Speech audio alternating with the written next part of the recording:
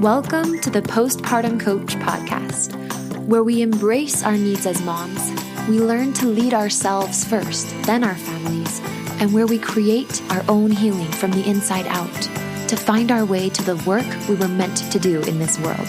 I'm your host, a fellow mom of 3 and a certified life coach, Lizzie Langston.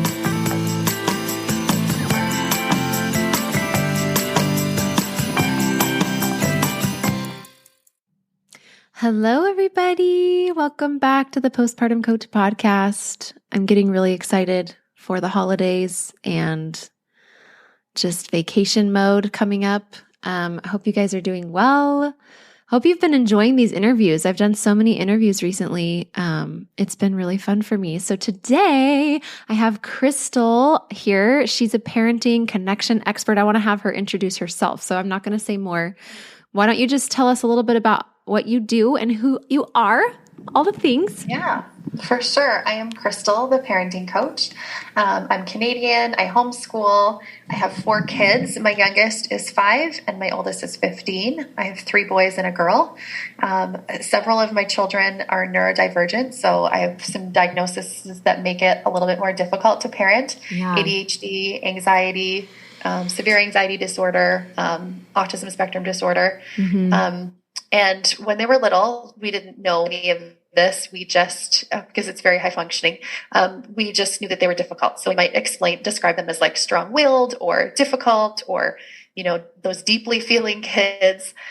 There's lots of different terms we use to describe them, but I found myself just hugely struggling as a mom. And I knew about the kind of parenting approach I'm going to talk about today. Some people call it conscious parenting or intentional parenting. Yeah. I like to kind of focus in on connection. So I call it radical connection. But I knew about this kind of parenting for a long time. My parents actually parented in a very authoritarian way my whole life with all of the 8 of us. And my parents had given me a book when my son was a toddler and said, we parented wrong. Like, we're sorry, have this book. Like, there is a better way. And so that was kind of my introduction to this kind of parenting. It was a book called Hold On to Your Kids by Gordon Neufeld. And I loved it. Yeah. But I found that the more I learned about this parenting approach, the more I fell short from my ideals of trying to parent that way. Oh my gosh. Yes. I can relate. Constantly. I was like, it almost like it put my ideas of what I should be at a higher standard than even like the norm. So then I was like constantly failing, but also at the same time, my son's behaviors were getting really, really severe. Can I jump in really, really super fast? Yeah. I can't tell you how much I can relate to that. That's all I wanted to say is just, oh my gosh, I'm like, you're speaking my world. I think I would have, it's good. Looking back in the past, I don't know, 3 years, cause my oldest is the trickiest right now and he's 7.5 and we don't have any neurodivergent diagnoses or anything. That's something that we're potentially looking into. I think you and I were talking about that before starting the recording, but, I'm realizing that one of the stumbling blocks that I didn't recognize until you just said that is each time I would reach out for help in my own ways, whether it was a parenting book or finding an Instagram account, I would either feel shame or just more overwhelmed. So I'm so excited to have you on, Crystal. And this is, I think, one of the reasons we're here crossing paths is for my audience, for me. And I'm just really excited to hear more about connection. It just seems like this mysterious light in the darkness. Yes. That I feel like intuitively I know it'll work, and I've wanted that connective parenting all along. But I think I've been too overwhelmed or too ashamed at times. So I'm excited for our listeners today. Just keep talking. Yeah. It's so great. The overwhelm is so real because a lot of the parenting tips out there are like, use this phrase or try this thing. And then there's just more things for me to remember to try to do. So that's not what I teach. If you follow me on Instagram, you will know this. I kept thinking like, I wonder if I should give more like practical tips of like, these are phrases you should use. And I was like, no, because really my whole approach is that we can become our own parenting expert. We all have our own inner parenting expert. We just don't listen to it. It's blocked through typically how we were parented that kind of has left some wounds that need to be healed within us. And when we can heal those wounds, that this kind of parenting comes a lot more naturally. and that we all have, like some people call it your inner knowing or your intuition. And we have that about each of our children. And each of our children are unique and special. And we can figure out how to parent them in the way that's best for them and best for us when we can tap into that. And so my kind of going back to my story a little bit, it kind of got to the time where I was like, something has to change. Like it was very severe. I mean, you can listen on my podcast where I talk a little bit more in detail about how intense the meltdowns were. I don't even call them tantrums anymore because meltdowns are a lot more severe than just a tantrum.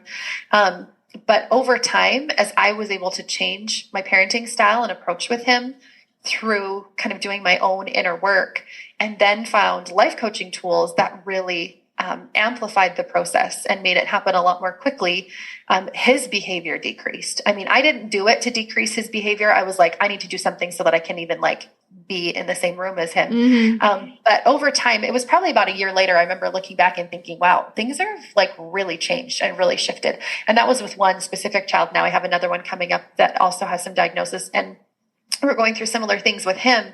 And our whole process with him is just entirely different because we already have the tools. It's not that it's not hard, because for sure it is, but I know how to deal with it now. And so now I don't need to go, reach out to people because I'm like, okay, no, wait, I have the support. I know what I need to do here. So how I help parents right now, I work with moms kind of in groups and one-on-one, but I really also love working with couples. I love working with partners who are both trying to parent in a different way and struggling. That's what I was going to ask you is, I can only imagine if you're going to make these big changes, you kind of need both parents on the same page, which has typically been our struggle. It's like one of us will find a great parenting book and we're like, okay, let's do this. And then the other one will try to read it, but kind of falls through. So it's hard to get on the same page when it comes to parenting. So what I typically tell people is, like, in order to do this, some people call it attachment-based parenting, but in order to have this secure attachment and to really heal that relationship with your child, you really do only need one parent doing it. It's amazing. It's it's going to amplify it if there's two, or if there's more, if there's grandparents, if there's, neighbors.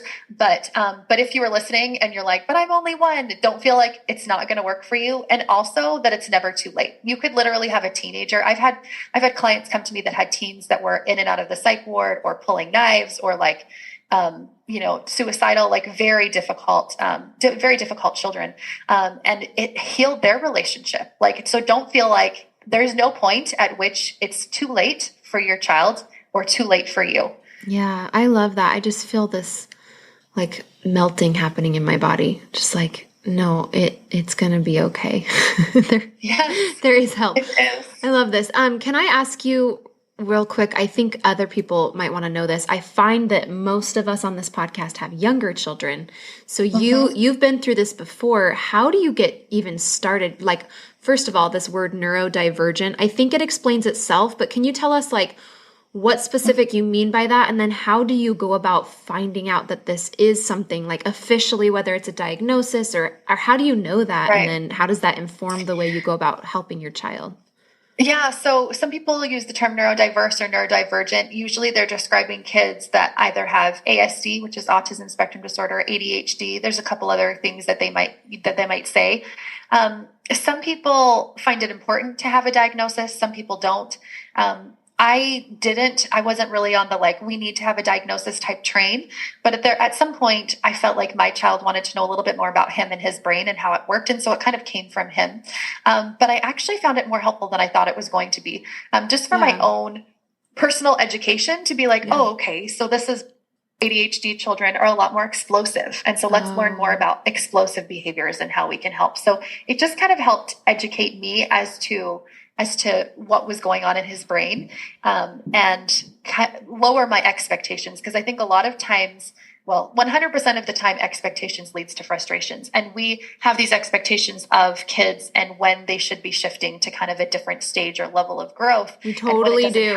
I'm like, I'm going to fess up to that right now. We all do, right? And if it doesn't happen in the growth pattern that we think is going to happen in our brain, that's when we get so frustrated. Yeah. Oh, yeah. Totally. Well, I just think about like a brand new postpartum mama. If their baby's not walking by 14 months or 12 months, they're starting to be like, ask all the questions, do all the research. I can't speak for Yeah. y'all, but I can speak for me.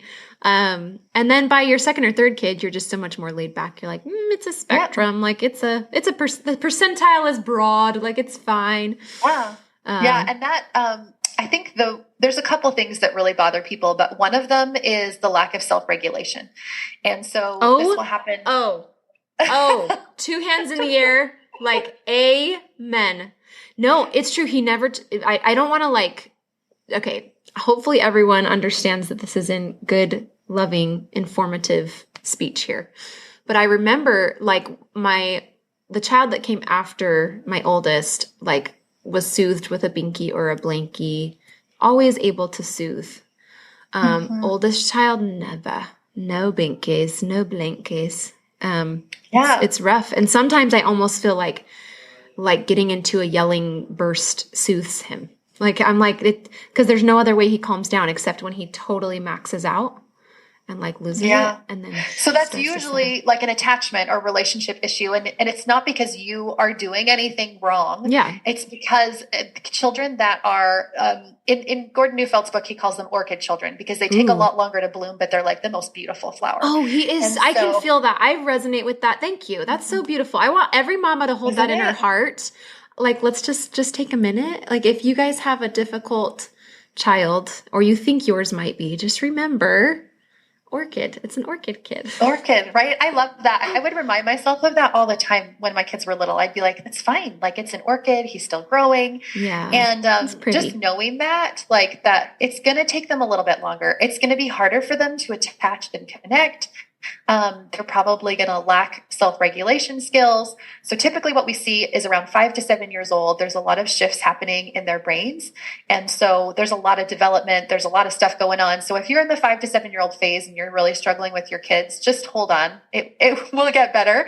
If your child is highly sensitive, or an orchid child, it's going to take even longer than that. It's not necessarily going to kick in at age 7. And as far as self-regulation skills goes, it can actually take up until adulthood. So oftentimes I'll have parents come and be like, but he's 11 now. Surely he should be able to regulate. But really it's co-regulation. For a long time. You have a tiny little baby for a long time. Yeah. You have a tiny little baby. It regulates by you're holding it on your skin and you're nursing it and you're rocking it, right? All of those things help. And then over time, they need a little bit less and less of that. There's actually a graph of co-regulation. And on the one line, you kind of have the axis of the lifespan and the other of co-regulation. And it's interesting to see it does go down, their need of co-regulation, but it's quite slow. And so, and you're talking about neurodiverse kids specifically, right? You're not talking about. This is all children across the board. Oh. So we often think, okay, but by 5 or by 9 or by 11, they should have these skills, but it's very common for them not to have those skills yet. So under the age of 12, if you're listening to this, I would suggest that almost all of the self-regulation from them is going to come from you helping them through that. Okay. Most of the time, they are not going to have those skills. And I remember hearing that number and thinking, what? I thought it would have been way lower than that. So even just shifting it to have different expectations, because our brains are like, oh, but at 7, right? Your 7-year-old should be able to regulate, but they really shouldn't. And what's interesting, Crystal, is the better I've gotten. So I've just learned, I feel like this could be true. It's possible that I just learned self-regulation after becoming the postpartum coach and creating this process of calm your body, calm your mind, calm your life. I feel like essentially what I'm teaching to women is self-regulation that they never really learned, specifically with anxiety, but then it turns it turns into let's do this for all the emotions and oh my gosh, let's go teach our kids. And then I'm like, wait, but I'm teaching my kids and it's not sticking. And so I love what you're saying is don't expect them to be doing it the way you can do it as a full grown adult. Yeah. Because the graph, I'll just remember the graph, the axis, it's slower. I love the graph because I always go back to that and think it's normal. Even if my teenager, I have a teenager now, he's 15 and I'm like, even if he's having a rough day, that's fine. And honestly, we still do. Even as adults, we still, usually we have a partner in which helps us co-regulate. So it's normal for our children not to have that skill. And when you said a lot of your clients come and don't have that skill yet, what I've found is that if we were raised in an authoritarian home, which almost all of us have been, because that's the generation before us and how they parented. So this is rewards, punishments, yelling, timeouts, grounding, spanking, all of those kinds of authoritarian behaviors.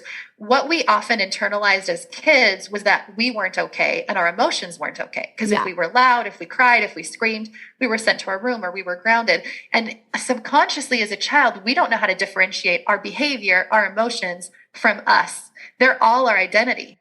So when we feel like that's us, right? They're like, you're bad. You go to your room, right? Like we get that subconscious feedback that we're not okay, that there's something wrong with us. So now what happens is as an adult, we have these big emotions. I don't call them positive or negative or good or bad. I refuse to call them that because that just gives them a bad connotation. But as a society, we think those emotions are bad. We think those big emotions that we have are bad because of how we were raised. And not just our parents. I don't know if you read, I love reading older books to my kids. It comes in older books, in older movies. It's like, don't cry and kids should be seen and not heard. Oh, and totally. They need to respect us and they need to toe the line. Like that was the culture, just entrenched in the culture. So it wasn't our parents' fault. Like they didn't know there was a different way. But now we have this whole culture, this whole generation of people who don't know how to process their emotions, right? So we as adults don't know how to self-regulate, and co-regulation happens with having a healthy, emotionally intelligent adult model self-regulation to a child who is struggling and being there with them. And you have to have a secure attachment or connection with them. So if those two things aren't present, co-regulation doesn't happen. So a lot of parents still aren't teaching their children co-regulation skills. So even if they're not neurodivergent, even if you just have a normal child, a typical child, I should say, not normal, because we're all normal. Yes, I follow you. Right. They might be struggling still to co-regulate. Or to self-regulate. So typically I ask parents, okay, so when your child is screaming and yelling, throwing a tantrum or having a meltdown, how do you respond? And usually it is the mirroring emotion. They're like, well, then I get mad, I get frustrated, right? And I'm like good. I'm pretty good at regulating my emotions, but it's like I have no desire to. I think sometimes when I see him get like that because of the expectations in my mind. Mm-hmm. Yes, so I'm like loving this so much. So can we talk about co-regulation? Is that okay to go there for a minute? Totally can go there. Let's delve into what that looks like, how to do it. I know you said the foundation of it is really the adult knowing how to self-regulate, which is what it is. That is a big part of what we're doing over here in the postpartum coach place. And then how do you kind of walk your kids through that once you're doing that? So I'll back up a little bit pre-co-regulation, because one of the problems that happens when we're, I call it emotionally reactive. So when we're emotionally reactive, there's a few things going on. So we have to kind of dig into why we're emotionally reactive first before we can help support ourselves and help support them. So one is past beliefs. And so this is like digging into any beliefs that maybe we had, from our childhood, or maybe we currently have, any thoughts that we have that are leading to us to feel triggered. So for instance, we might think like our child is yelling or freaking out, and maybe we think like, that's not okay. Okay. So why is that not okay? Underneath that maybe was like, well, when I was younger, it wasn't okay for me.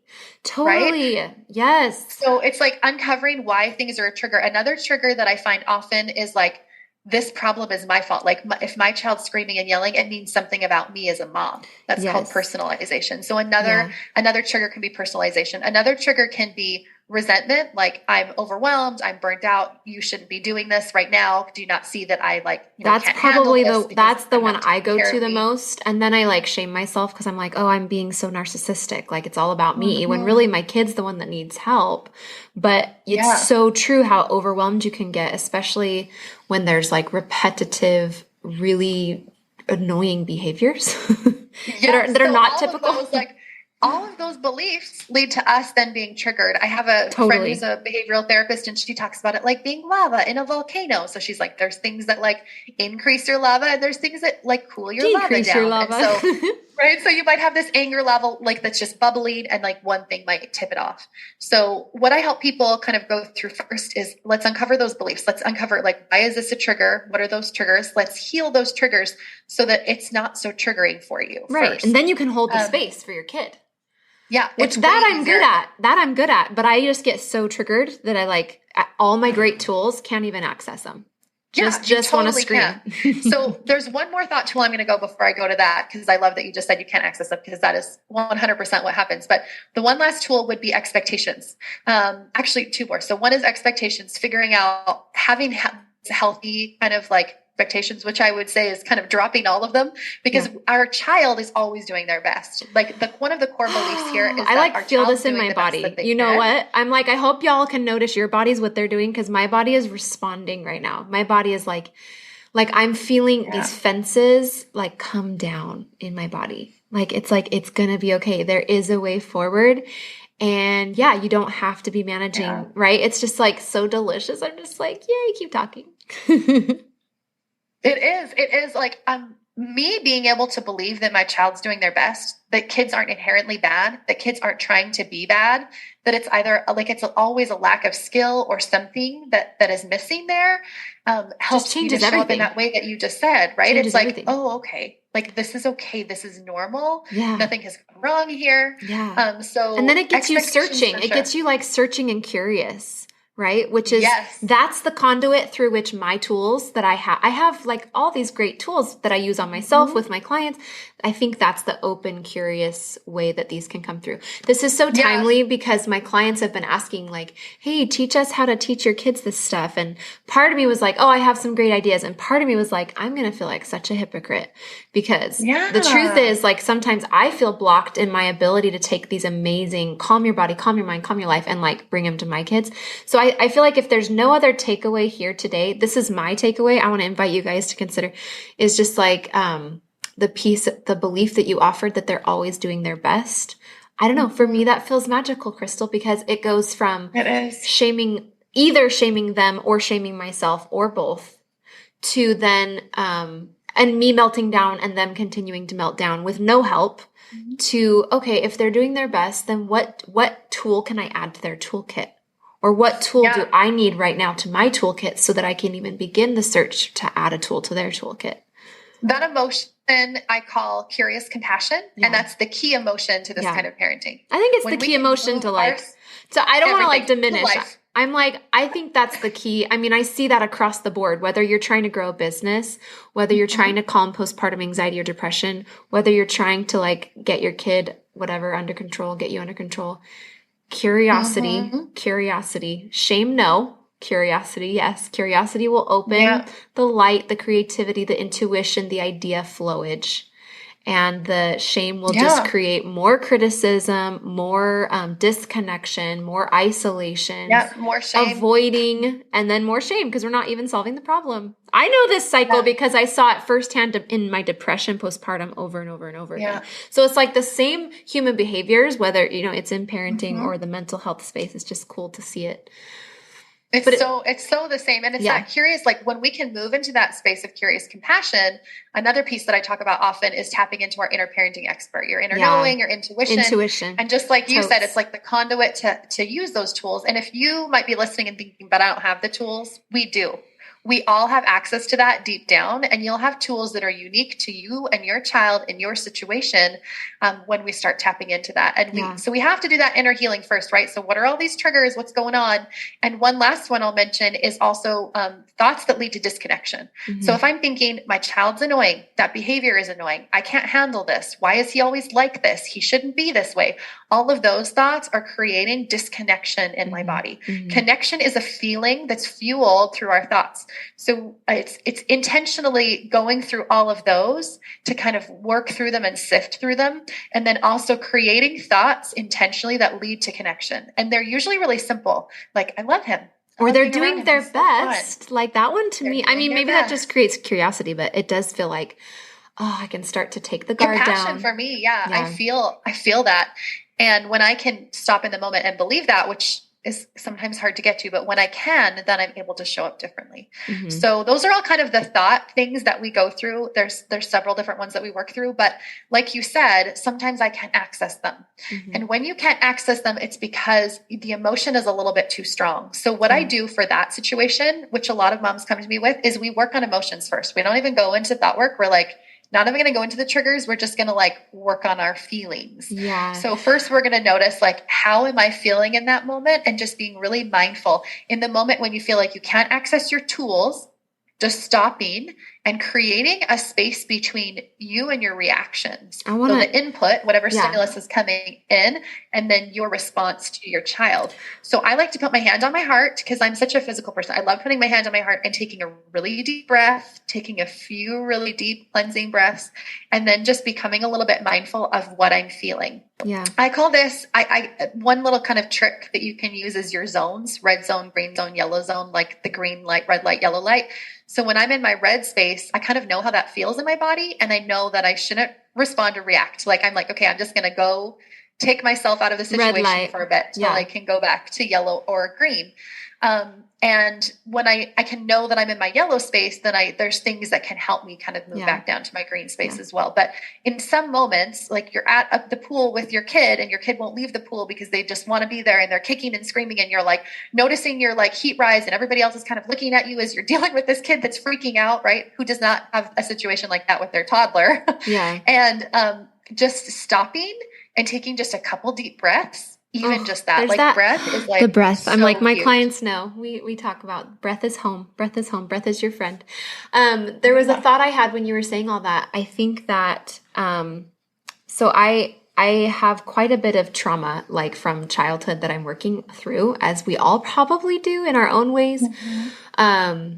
And so I think that for me, sometimes it's not even like, I mean, there probably is an emotion, but it's like the trigger is so, it's like I go into safety, like fight or flight mode. It's not like I'm just feeling anger. It's like I feel legitimately in danger because of the traumas that replay in my mind, right? That are unresolved still. From like when, like when my siblings were doing this or that or whatever was happening. And so, I think like there can never be enough body calming in that moment. Yeah, just like that's when you don't want to go to your thought work. Like exactly how you just go to the body, like, for sure. That is when you're in, we call it your state of alarm. Your brain is in alarm. And that is also actually what your kids are in that moment. So the behavior that you're talking about in them, because I'm mirroring is alarm for them also. Because it's like a mirror. Right. So then we're both in alarm. So we're not really going to be as helpful. And that's when I go to my body. That's when I'm like, hey, let's just take a deep breath and let's not respond right now. I just want to, I don't know, like I'm loving this so much. I want to reemphasize. And I think this is something I say often, but I'm like, the body really is a gift. And I'm like, Crystal and I are saying it's really pretty to see the body show up in both of these ways, right? Like I'm helping mamas postpartum depression and anxiety. You're helping with the parenting, but look how the body is the refuge and is the rootedness and the groundedness that we really truly need. Like we think and we want to work our way out of it mentally.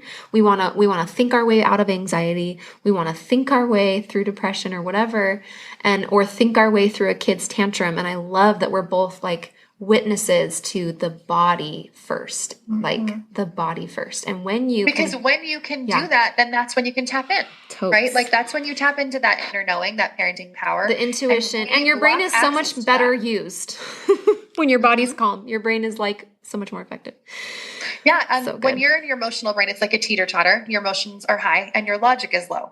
So we often are like trying to teach our kids a lesson or like teach them this behavior is not okay. That is not when teaching is going to happen. It is literally going to go in their ear and out the other. There's no time when you should try and teach in the fire. So the fire would be like your angry emotions, your nervous their system. Angry emotions. Yeah. Like teaching is not in those moments. Yeah. And so one of the questions you asked was, well, how do we teach this to our kids? Well, I would say for anyone that's listening that has kids under 8, maybe even under 10 or 12, it's usually indirectly. So role modeling the behavior. Through your own work. 80% of the time it's role modeling the behavior. I'm like, good. Yes, that's it. And 20% of the time you can actually teach, but teaching still mostly through play and through reading books to them and through telling them stories. So a few books, if you're listening, The Color Monster is great. In My Heart, A Book of Feelings is also great. And What If My Feelings? What If a Book of Feelings? Something like that. So those 3 feelings books are fabulous. So read them to your little kids. I actually teach my kids the process of feeling their feelings, like sitting still with it. What color is it? Where is it in your body? But that doesn't work when they're in their red zone. So figuring out what works for your kids in red because it's going to be different than what's works for them in yellow. So my kids will do this in yellow, my 8 and my 5-year-old. My teenager probably wouldn't. But my younger kids will, but in the red zone, it really is just allowing them space. So I'm going to let them just sit there and explode. Maybe they slam the door. Maybe they're screaming and yelling. Maybe I go into their room with them so that we're not like hitting other people, and I can calmly like calm myself down and be present. If you can't say anything kind, just calm yourself and be present. Don't say anything. But if you feel like you're, if you can't say anything kind, calm yourself and be present. It is. Done. Just calm yourself. I put my hand on my heart because that always helps me. I take a few deep breaths and I don't say anything. But if I feel like I can respond, I'm going to say something simple like, you know, I'm here with you. You can be as mad as you want. It's okay. You're feeling anger. Anger is a normal emotion. You can feel angry as much as you want. Sometimes we want to match their tonality also because they might not want to hear that if they're like screaming and yelling. Like we could be something like, yeah, you're so mad right now. Like, I get mad too. And when I feel mad, I feel like I want to kick and hit and punch. Like that's how it feels in my body. Is that how you feel right now? Just to help them kind of verbalize that. Sometimes they won't even want that. Like deeply feeling kids aren't probably going to want you to say anything. They're probably just going to want you to sit there, maybe not even in their room, maybe outside of their room. And I have to say that this is not a timeout. This is never a timeout. This is like them taking themselves to their room or you going to their room with them to make sure that they're not feeling like it's a separation because there's something wrong with them or because they've done something wrong. Yeah. This is to help them regulate. Yeah. So it's not the same thing as like, go to your room, you've done something wrong. It's like, okay, we're going to go over here so we don't, keep hitting our brother while we sit and do this. And typically they just want to scream and yell and kind of get it out. And then the other really important piece is to reconnect because it's a break in connection when that happens, a little separation. And so taking time to sit and snuggle or tell them, I feel that same way too. I'm like, you know what? I'm good at that. I am good at reconnecting. So I may not have all the things figured out with my oldest, but I am really good at when the fire dies down, loving on him. Yeah. And like, cause I love him and I want to feel connection with him. And when he has these big blow ups, it's like, so this is so good. This is so fun. I've learned so much. I hope you guys all have too. We're kind of wrapping up. Is there any final little tidbits you want to leave us with as far as like, I don't know, all this? I'm going to leave one thing I've been thinking of lately because I see this on Facebook groups all the time where people ask me this, like, but what about when my 3-year-old bites? Like, that's surely not okay. Or what if they hit? Or like, what if my 5-year-old, yells at me or tells me that he hates me? When we focus so much on behavior modification, it's like very external. It's like focusing on all the things that they're doing that are annoying or frustrating or that we don't like.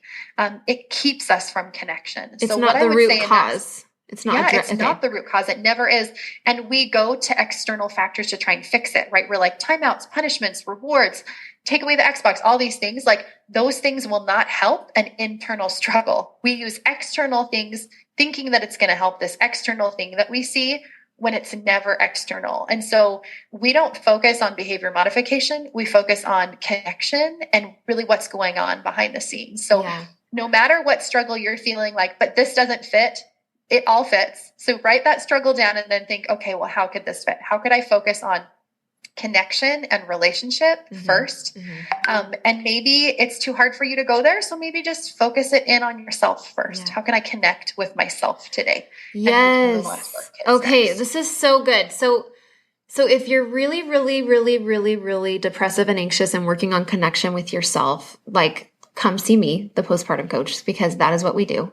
And if you are really, really, really, really, really needing to connect with your kid, and you know that your kid maybe even needs to connect with themselves and with you, then it sounds like Crystal would be an amazing fit, especially if they're a little bit older. What are your typical ranges for your clients' children? Yeah, I usually say like 5 or 8-ish to 15, but a lot of them have a lot of kids that are a lot of different ages. So sometimes they are still in the baby toddler phase and they're still in the teen phase. But connection-based parenting can work at any age. I've worked with parents with adult children. It really does. It's our approach to relationships. So if you feel like there's a relationship issue and you really want to heal it and you feel like connection is kind of speaking to you, intentionality, conscious parenting, if that's been really speaking to you, maybe you follow some people that you're like, oh, this sounds really lovely and like airy and like free and light. But that is actually possible for you. Yeah, and it was possible for me. And I so enjoy my parenting. I so enjoy motherhood. There are very few days when I even notice a feeling of overwhelm anymore. There are very few days where I yell at all, and not because I'm trying to force myself not to yell. It just doesn't come. It has completely changed. Like I could tear up thinking about how it was a few years ago to how it is now. I sometimes do, just sitting during the day. I'm like, it's amazing. It's amazing. And it is possible. And it's possible through your own inner healing. The most effective way to raise emotionally intelligent children, which I think we all want, is to turn inwards and to become an emotionally intelligent adult first. Yes, that is the work we do. I love that. Oh, this is so good. I just want to thank you for being here. And I also want to encourage everybody to make sure you send this if you have a friend who maybe you have just like a little newborn, but maybe your older sister has multiple kids that are a little bit older and she's got the toddler or the emerging teenager struggles and that she's really going through. I just want to invite you to send this episode off to somebody that comes to mind if it doesn't quite fit with like the ages of your kids or where you're at in your motherhood. Because this is beautiful, beautiful work. And I for sure will be drawing closer to you, Crystal, and learning more from you. So I just want to thank you so, so much for giving your bright light and your hope and your energy, your confidence. Like you can just tell when I wish you all could see her when she's talking, like you can just tell she's lived it. And, there's like a smile that's always in your eyes. It's really pretty. So thank you so much. If they want to come follow you or if somebody they know wants to come check you out, where would they go? Instagram and my podcast. So Instagram, I'm the.parenting.coach. Check me out there. I often, every few months, I have some free workshops and stuff you can come to where we talk all about all of these kind of triggers that are underneath it all.